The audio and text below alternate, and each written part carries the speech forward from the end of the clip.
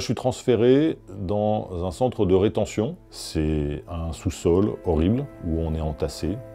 On était entre 60 et 80 dans quelque chose comme 100 mètres carrés.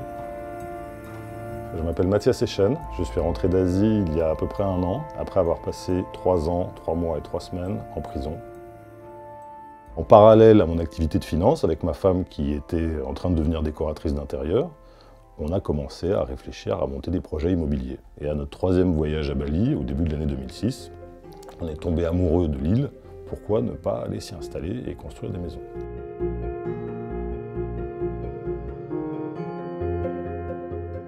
On a trouvé 4 de nos amis ou connaissances qui nous ont dit « mais si vous êtes là-bas sur place, on a confiance dans votre capacité à développer la chose, banco, on va faire ça avec vous ». Et en l'espace de 2 mois, on a trouvé le terrain de nos rêves. C'était un terrain où on a considéré qu'on pouvait construire 5 maisons, toutes avec un accès direct à la plage. On inaugure en août 2008. Et avec mon ex-femme, on devient les gestionnaires de ce domaine. Et très très vite, ça devient un grand succès locatif. Ça marche très bien. On commence à avoir des articles dans la presse dans toute l'Asie, en Australie, même aux États-Unis.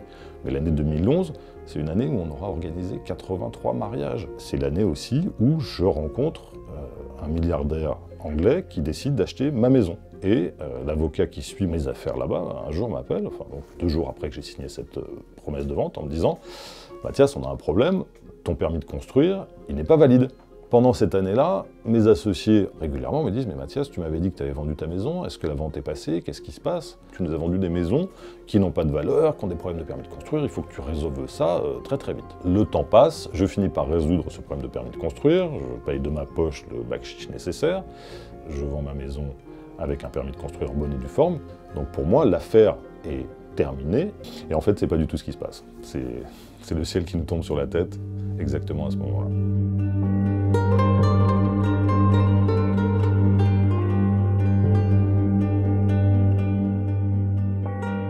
On commence à recevoir des lettres nous demandant des comptes sur les coûts de construction de ces maisons. Tout d'un coup, ces anciens associés se penchent sur les comptes, la comptabilité. Les problèmes avaient commencé avant la fin du chantier, donc au début de l'année 2008. On a une énorme dispute avec l'entrepreneur qui construisait ces maisons. On s'aperçoit qu'en fait, il ne paye pas les taxes qu'il est censé payer, il ne paye pas les sous-traitants. Dans le pur esprit indonésien, c'est-à-dire corruption, pas mal de gens commencent à me tomber sur le dos en disant « Mathias, si tu ne nous payes pas pour ce qu'on a fait sur ton chantier, on va tout casser ». Et je me retrouve forcé par une espèce de chantage à devoir repayer ce que j'ai déjà payé à l'entrepreneur à ses sous-traitants. Donc avec des factures qui explosent et d'un budget qui, à l'origine, tout au début de nos discussions, était aux alentours d'1 million de dollars. On était déjà à ce moment-là à 1,3 million. Et là, tout d'un coup, on va finir finalement à 1,6 million. Il commence à menacer de porter plainte contre eux. 3 mois plus tard, à l'occasion d'un week-end pour aller fêter les 40 ans de mon meilleur ami à Hong Kong, à l'arrivée à l'aéroport de Hong Kong, à l'immigration, ma femme et moi, on se fait arrêter. Le lundi matin, après nos 48 heures de garde à vue, on se retrouve devant le juge. Bon, le juge accepte illico de nous libérer sous caution, mais nous saisit nos passeports. On a été inculpés pour des faits qui se sont quand même produits en Indonésie. On habite en Indonésie, on travaille en Indonésie, on n'a aucune attache avec Hong Kong. Mais les autorités de Hong Kong disent « si, on est compétent, parce qu'il y a eu des transferts d'argent entre Hong Kong et l'Indonésie, donc ça suffit ». Alors cette situation, elle va durer plusieurs mois. Elle va durer 7 mois pour mon ex-femme, qui n'a récupéré son passeport qu'en décembre de la même année, en décembre 2012. Moi, je l'ai récupéré en septembre.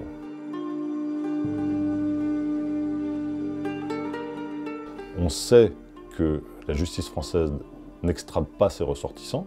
On rentre à Paris, on tente de se reconstruire et on tente de tourner cette page horrible de la vie à Hong Kong. Dans le système juridique hongkongais, si les prévenus ne sont pas présents, le procès ne peut pas avoir lieu. Le procès s'ouvre, je n'y suis pas. Et nous voilà, le 13 octobre 2013, étiquetés, mon ex-femme et moi, comme fugitifs au regard d'Interpol. Si vous allez sur le site internet d'Interpol, en gros, notre photo, elle est à côté de celle d'Oussama Bin Laden et de Pablo Escobar.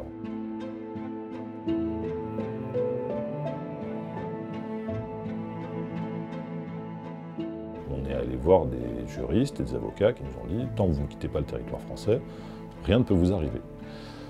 Donc je reprends une vie normale, à tel point que je dis à mes enfants au début de l'été 2016, écoutez, on pourrait retourner à Bali. En parallèle, je prends des contacts avec les autorités balinaises, puisque toutes ces affaires de corruption de l'année 2008 m'ont amené à avoir des contacts haut placés, qui me disent tous, Mathias, viens à Bali, il n'y a aucun problème, on sait que tu as une fiche Interpol, mais nous, on te connaît, et donc tu pourras passer la douane et l'immigration sans aucun problème. Ce qu'on fait. Donc début août 2016, donc voilà, passer 2 semaines à Bali, magnifique. On revient ? Papa ? Ouais, je te vois plus là. Là, tu vois... En février 2017, Interpol organise un séminaire à Bali. Ils en profitent pour mettre à jour le système informatique de l'immigration à l'aéroport de Bali. Et 29 juillet 2017, avec mes 3 enfants sous le bras, on repart pour Bali. Arrivé à l'aéroport, mon passeport est présenté à l'immigration et tout de suite il se met à sonner. Donc c'est la descente aux enfers. Je suis transféré dans un centre de rétention qui s'appelle Polda. C'est un sous-sol horrible où on est entassé. On était entre 60 et 80 dans quelque chose comme 100 mètres carrés avec 2 points d'eau. Et quand je dis des points d'eau, c'est de l'eau froide, saumâtre, dégoûtante, qui fait office à la fois de douche, de toilette, de tout ce que vous voulez. On peut se lever un petit peu, on n'est pas attaché, mais on ne voit jamais la lumière du jour. Je vais y passer 7 mois.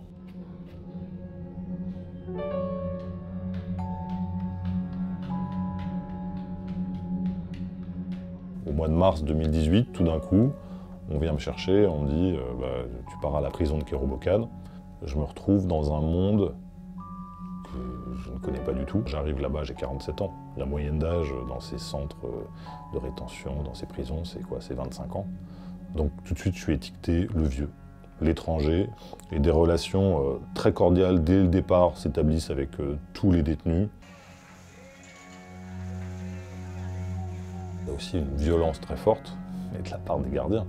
Le prix de la vie dans ces endroits-là, c'est pas du tout le même. J'ai vu 3 personnes mourir sous mes yeux.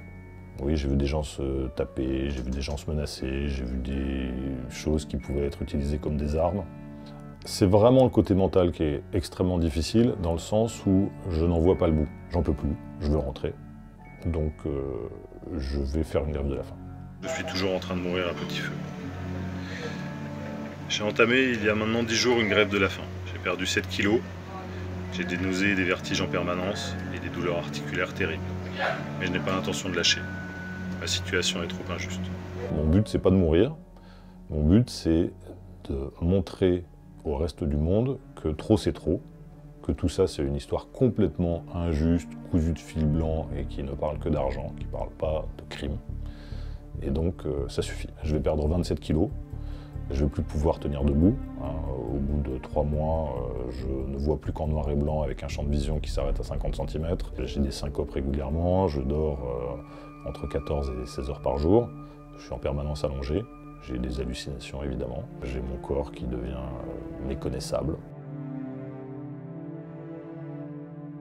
Mes avocats français me disent Mathias, il reste un recours, c'est d'aller à l'ONU, parce qu'à Genève, l'ONU a un bureau spécial pour les incarcérations injustes.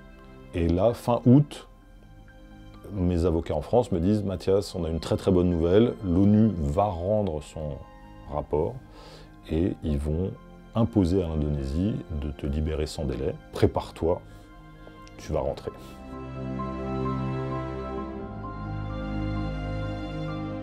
Le lendemain du coup de fil triomphant de mes avocats, voilà que la sous-directrice de la prison arrive dans ma cellule et me dit « Prépare tes affaires, tu t'en vas », sans me dire où. Au début, j'ose espérer que, mais très vite je comprends en voyant les policiers de Hong Kong dans le bureau du procureur que c'est à Hong Kong que je pars. Quand j'arrive à la prison de Hong Kong, l'horrible prison de Lai Chi Kok, la première chose qu'on me fait, c'est de me déshabiller complètement. Un mal pour un bien, puisque je passe une radio, et à cette radio, effectivement, ils voient qu'il n'y a rien dans mon corps, si ce n'est une très forte arthrose de la hanche. Et donc là, ils me disent « Ah bah oui, effectivement, t'es malade, on va t'envoyer dans la partie hospitalière de la prison ». C'est là que je vais passer le Noël 2019, c'est là que je vais passer mes 50 ans aussi, en mars 2020.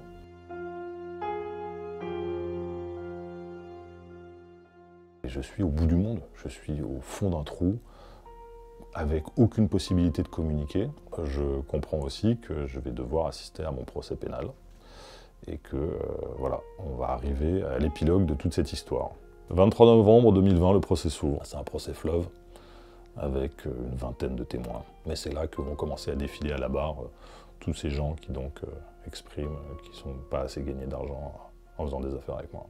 C'est des gens qui disent que voilà, ils me faisaient confiance et que j'ai trahi leur confiance, mais sans apporter la moindre preuve de ça. J'ai récupéré mon ordinateur, dans lequel il y a toutes les preuves de mon innocence. Petit à petit, je montre au juge à quel point, contrairement à ce que ces gens disent, ils n'ont pas été floués. Ils m'ont laissé face à toutes les problématiques de corruption quand ça les arrangeait. Et puis une fois qu'ils n'avaient plus besoin de moi, ils m'ont jeté comme un Kleenex en disant qu'eux, ils étaient des vierges effarouchées, et que moi, j'avais accepté de faire de la corruption, mais sans leur demander, ce qui était complètement faux, et on l'a montré. Le résultat, c'est que le 7 avril, j'ai été acquitté. Je suis rentré en France une semaine plus tard.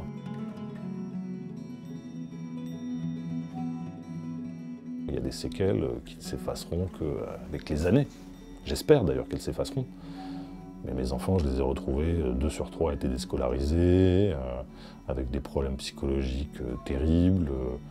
Moi, aujourd'hui, je garde de tout ça une tristesse extrêmement profonde face à ces gens qui, non seulement m'ont mis en prison, mais ont perturbé l'enfance de mes 3 enfants, mais à un point inimaginable.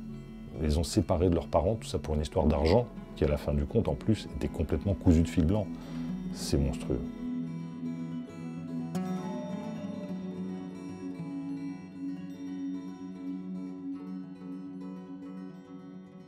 Et je vois qu'il y a un imam autoproclamé parmi les détenus. Et il est venu vers moi alors que j'étais en train de fumer une roulée adossée au mur.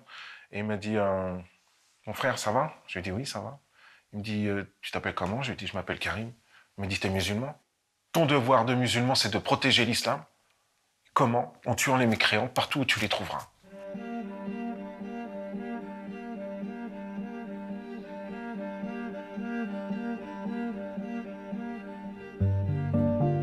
Je rentre en prison à Amiens en 1995 pour instigateur de vol à main armée. Et j'ai 18 ans. Quand les portes se referment derrière moi, j'ai véritablement la sensation d'être avalé par une superstructure de béton. J'ai l'impression que ma vie va basculer là-bas, que peut-être même je vais mourir là-bas.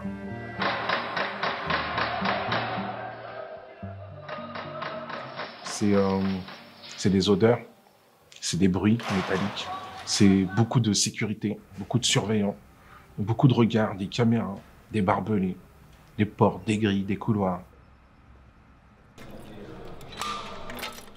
On a troqué mon nom contre un numéro.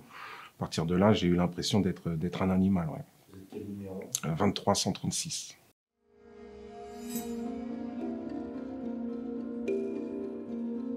Ensuite, il y a ces empreintes, il y a cette fouille qu'on m'a faite. La première fois que je me mettais nu devant des individus que je ne connaissais pas et qui tournaient autour de moi, comme autour d'un animal d'ailleurs, à me demander de tirer la langue, de lever les pieds, de me baisser, qui m'ont scruté de partout pour voir si j'étais pas armé, si j'avais pas de produits stupéfiants sur moi ou voilà. Je suis 22 heures sur 24 dans cette cellule. Donc 1 heure le matin pour la promenade, 1 heure l'après-midi pour la promenade.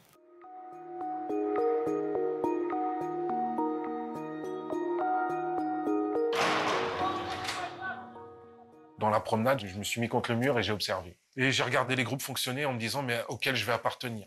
Et donc j'ai vu ces toxicomanes gober des cachets de substituts à l'héroïne dans des flaques d'urine dans la promenade. J'ai bien compris qu'effectivement, il fallait pas que je devienne comme ça.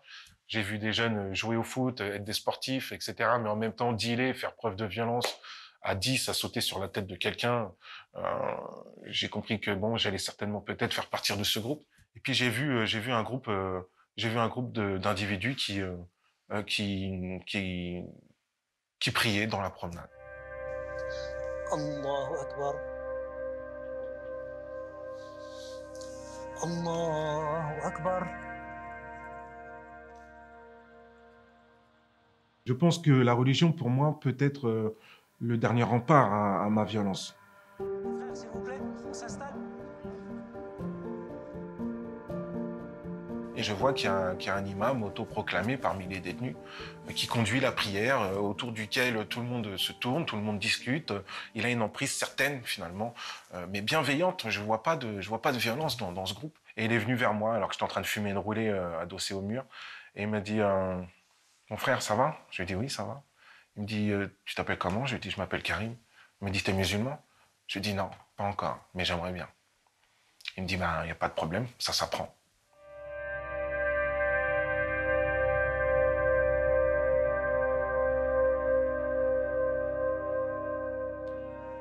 Donc il m'a présenté quelqu'un qui était fraîchement converti. Et donc lui, il avait un petit cahier dans lequel il écrivait en phonétique les sourates du Coran. Et donc il les apprenait par cœur. Donc le phonétique, pour moi, c'était parfait. C'est lire en français, mais en prononçant en arabe. Et puis progressivement, on a commencé à m'apprendre certains gestes pour la prière. Et là, j'avais donc deux problèmes. Je ne savais pas ce que je disais et je ne savais pas ce que je faisais. Il croit qu'il s'approche davantage de Dieu en tuant. On a organisé un moment où on m'a converti, où je me suis converti. Donc parmi le groupe, dans la promenade.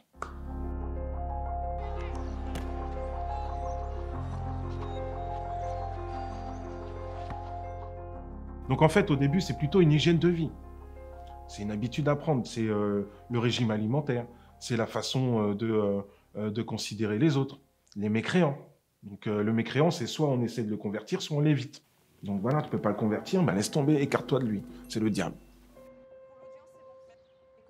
Les femmes, il faut faire attention parce que les femmes, c'est aussi, selon ce qu'il nous dit, c'est une actrice du vice, une complice du haram. Et du coup, elle peut amener l'homme à cette faiblesse qui est le sexe. Et donc, pour le sexe, on peut tout oublier. Et on peut oublier Dieu et la religion d'après cet imam.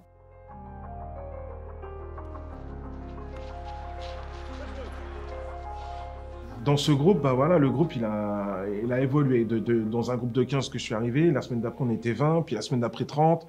Ça a commencé à faire peur à la pénitentiaire. Donc, elle a eu peur et elle a réagi. Elle a réagi en assurant des transferts collectifs pour casser le groupe.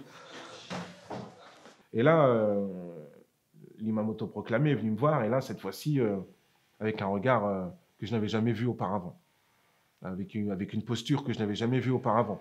Agressif, violent, un regard noir, m'appelant à de la violence, chose qu'il n'avait jamais faite avant.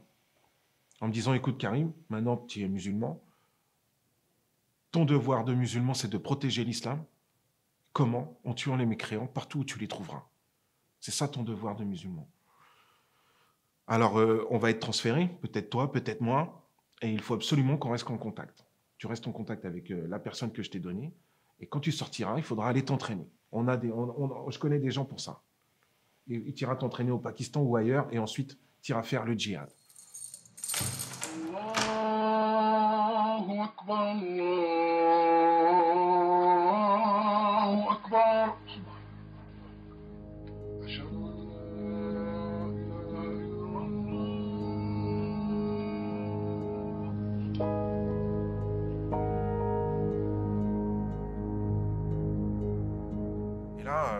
Là, pour moi, ça a été très compliqué d'accepter son discours, parce que déjà, il m'a choqué. J'avais l'impression d'être face au diable, quelque part. Vous avez pu refuser concrètement sa proposition? Oui, je lui ai dit non, moi, je ne ferai pas ça. Pour moi, l'islam, c'est pas ça. C'est là où j'ai compris qu'effectivement, peut-être j'étais manipulé depuis le départ. Je ne m'en rendais pas compte, parce que jusqu'à maintenant, c'était que du bénéfice, mais que, puisque la prison était en train de transférer les individus, il a été un peu plus pressé dans ses projets. Qui nous sont reprochés.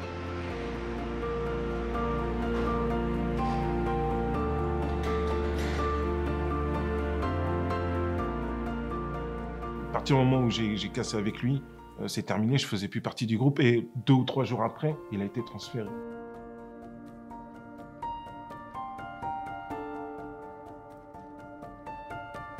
Je n'accepte pas l'idée de me dire que Dieu attend de moi que j'aille tuer d'autres créatures comme moi. Ça, je ne l'accepte pas parce que ça serait un non-sens, et là, je perdrais tout espoir de devenir quelqu'un d'autre, quelqu'un de meilleur. Pour moi, l'islam, c'était l'occasion de devenir meilleur. Et s'il y avait un djihad à mener, c'était un djihad intérieur.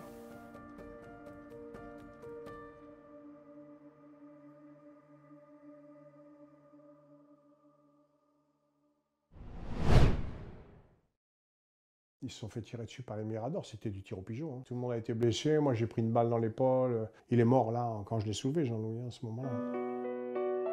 Je m'appelle Patrick Guillemin Saquet et j'ai organisé une évasion à la maison d'arrêt des Baumettes. J'ai eu une enfance un peu particulière. J'ai vécu dans un château. J'ai toujours été en pension dans des écoles de jésuites. J'ai même été 8 ans enfant de chœur. Je me suis rendu compte que dans les bouquins, l'amitié, ça se forgeait souvent dans des moments difficiles. À cette époque, dans les années 70, il n'y avait pas de guerre. Donc je me suis dit, je vais devenir un voyou. Je suis du Nord. Pour nous, gens du Nord, les voyous, le milieu, c'est Marseille. Hein. Et je suis donc parti à Marseille.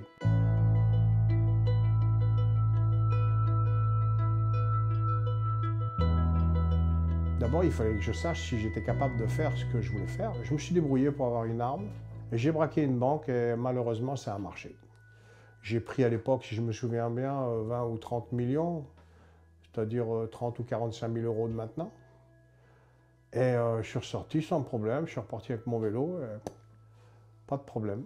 J'ai continué à braquer. J'ai eu l'opportunité de faire un camion de cigarettes, donc j'ai détourné un camion de cigarettes que j'ai vendu. J'ai été balancé par le reseller, évidemment, et je me suis retrouvé en prison, une fois de plus. J'ai eu un petit problème, on a retrouvé un chargeur de portable dans ma cellule, donc j'ai pris 15 jours de mitard. Et quand j'étais au mitard, à côté de moi, il y avait ce gars qui s'appelait Jean-Louis. Il y avait un petit vasistas en haut, on se parlait comme ça. J'ai trouvé un gars sympa, très sympa, gentil et tout. Lui est sorti du mitard 8 jours avant moi, et quand je suis sorti, moi, dans ma cellule, il y avait un colis avec des yaourts, des gâteaux.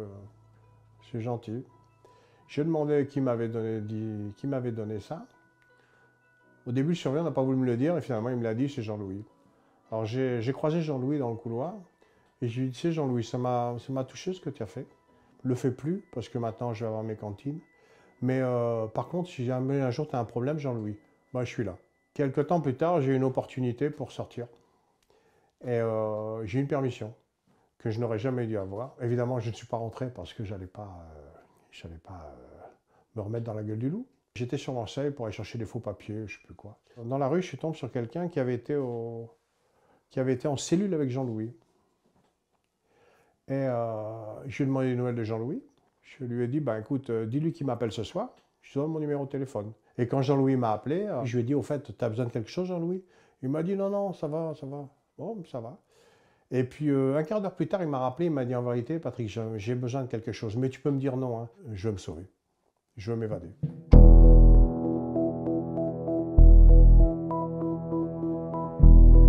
Je lui demande, mais comment tu vas faire?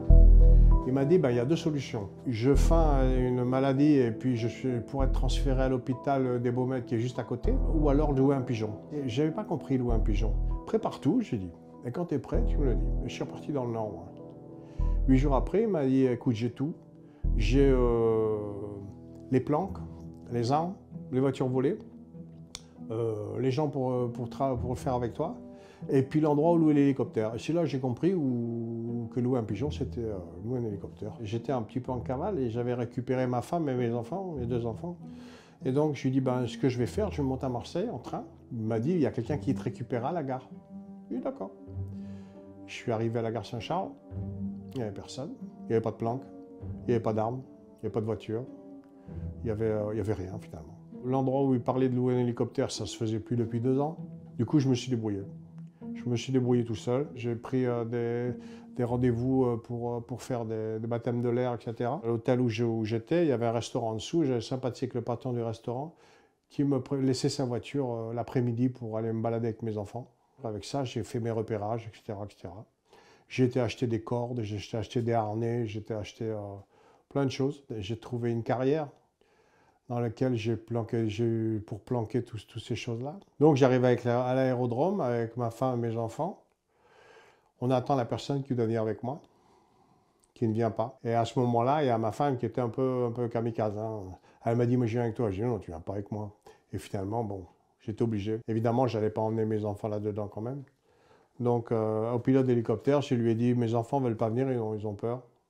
Donc ils vont rester là. Et nous, on va faire le baptême. Et donc on est monté dans l'hélico, on est parti. Et à ce moment-là, le pilote d'hélicoptère, c'était un mec assez costaud, avec le nez un peu écrasé et tout. J'ai quand même posé la question, je lui ai dit, mais vous êtes un ancien militaire?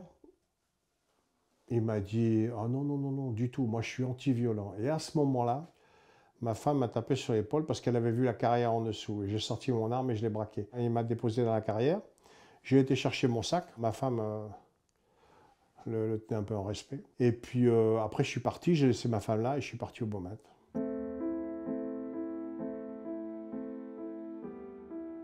Pour moi, j'allais mourir en vérité. Je partais pas. Je savais que ça serait chaud. Quand j'étais dans l'hélico, tout ce que je faisais, c'était essayer de rassurer le pilote qui était vraiment pas bien. Et il me disait, mais non, Beaumet, on peut pas, il y a des filins, c'est pas possible et tout. J'ai dit, mais non, t'inquiète pas, il n'y a pas de problème. Il n'y a pas de problème, c'était le lieutenant. Quand j'arrive, je vois que tout le monde se met à courir. Je vois Jean-Louis, parce qu'il avait mis un t-shirt jaune. Je ne pouvais pas me poser, parce qu'il y avait des filins. Donc j'ai jeté les cordes. Des gens se sont accrochés. J'étais obligé de les soulever pour passer au-dessus des filins. Le temps où je les ai soulevés, ils se sont fait tirer dessus par les miradors. C'était du tir au pigeon. Hein. Tout le monde a été blessé. Moi, j'ai pris une balle dans l'épaule. Il y a une balle à 1,5 cm du réservoir. Il y a une balle dans le moteur. Il y a 2 balles dans l'axe du rotor. Quand on est reparti, on ne s'est pas rendu compte que Jean-Louis, comme il avait mis le harnais, il était accroché en dessous. Donc, il pendait 30 mètres en dessous. Quand on s'est posé, il est arrivé 4-5 mecs comme ça dans l'hélico en criant « décolle, décolle, décolle ». Et moi, je ne voyais pas Jean-Louis, donc je dis « il est où Jean-Louis » Finalement, c'est un petit jeune, le petit Yann qui est allé. Et il est revenu, il m'a dit « on a pris une dans la tête et il est mort ».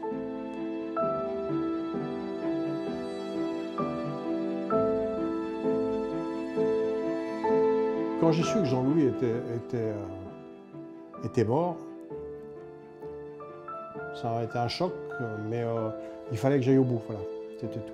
Alors ils nous déposent, moi j'avais pris une balle dans l'épaule, j'avais perdu pas mal de sang. Ils sont tous partis en courant jusqu'à la voiture, ils m'ont abandonné dans la forêt. Moi je suis tombé dans les pommes, j'ai appelé ma femme qui avait fait le repérage avec moi, donc elle savait où j'étais. Et puis elle est venue me chercher. Et eux se sont fait arrêter 1 heure plus tard. Tout retombe, l'adrénaline, tout ça et tout, et puis là je me rends compte que Jean-Louis est mort. Tout ça pour rien, finalement, Jean-Louis est mort et les autres se sont fait choper 1 heure plus tard. Donc c'était un peu le fiasco. Le fiasco. Plusieurs détenus s'évadent par hélicoptère de la prison des Baumettes. Ils auraient été rapidement repris, mais l'incertitude continue de planer quant au nombre de prisonniers qui se seraient fait la belle. J'étais devenu l'ennemi public numéro 1 et tout le monde me recherchait. Finalement, je me suis retrouvé à Aix-en-Provence et j'ai commencé à me convaincre que finalement les policiers n'étaient pas sur moi. Et donc, on arrivait au mois de septembre. Les enfants, ils doivent aller à l'école. C'est pas se faire repérer non plus. Donc, j'ai inscrit mes enfants à l'école. Et je suis tombé sur un policier qui a été assez malin. Il me l'a dit après, il m'a dit, on est fiers de nous parce qu'on a fait une belle enquête. Il a été assez malin parce qu'il s'est dit, il est proche de ses enfants. Je vais quand même voir auprès de l'académie s'il n'a pas inscrit ses enfants à l'école. Et bingo, j'avais inscrit mes enfants à l'école à Aix-en-Provence. Donc, il s'est mis devant l'école et puis il m'a repéré. Et le lendemain, ils sont venus me récupérer. Quand ils m'ont arrêté à Aix-en-Provence, il y a eu après le transfert pour partir jusqu'à Marseille. À ce moment-là, je me suis rendu compte que voilà, c'était fini et que je n'allais plus les voir, mes enfants, et que ça allait devenir compliqué. Je me retrouvais en prison, à l'isolement, en quartier d'isolement, parti pour 20 ans, ma femme en prison, mes enfants à la DAS. Là, on se rend compte vraiment des conséquences, quoi. On m'a souvent posé la question en me disant, mais t'as fait ça pour un colis, pour 2 yaourts, etc., etc. Oui, ouais, beaucoup de gens ont du mal à croire, et même qui m'ont dit, mais même pour mon frère, je ne l'aurais pas fait. Mais moi, je suis comme ça, voilà. À partir du moment où j'ai quelque chose, je le fais, voilà, c'est tout. Mais il arrive un moment où il faut aussi réfléchir, et là, je n'ai pas réfléchi. Et normalement, j'aurais dû lui dire, Jean-Louis, prépare-toi, mets tout bien en place, et puis je reviendrai à ce moment-là. Quand on regarde bien, Jean-Louis est mort parce que j'ai voulu, envers et contre tout, continuer et tenir ma parole. Lui, il voulait absolument que je vienne ce jour-là, parce qu'il m'a donné comme raison, c'est ce qui m'avait touché, c'est que son fils est né le vendredi. Moi, je suis venu chercher le lendemain, le samedi. Son fils est arrivé, et lui, il est mort le lendemain. Voilà. La seule chose que je regrette, c'est De ne pas avoir pu profiter de mes enfants, d'avoir fait souffrir mes enfants. Moi, je ne les ai pas vus pendant 9 ans, mes enfants. Pendant 9 ans, je n'avais pas de parloir parce que j'étais à l'isolement et en même temps, on me changeait de prison. Je restais entre 3 semaines et 2 mois dans chaque prison, donc on ne pouvait pas organiser de parloir. Vous savez, vous pouvez perdre beaucoup de choses. Vous pouvez perdre une femme, vous pouvez perdre de l'argent, vous retrouverez de l'argent à une femme. Mais le temps perdu, vous ne le rattraperez jamais. Le temps perdu, il est perdu à jamais. J'ai 65 ans et je me rends compte que ma vie d'adulte, elle a été plutôt en prison que dehors, quoi.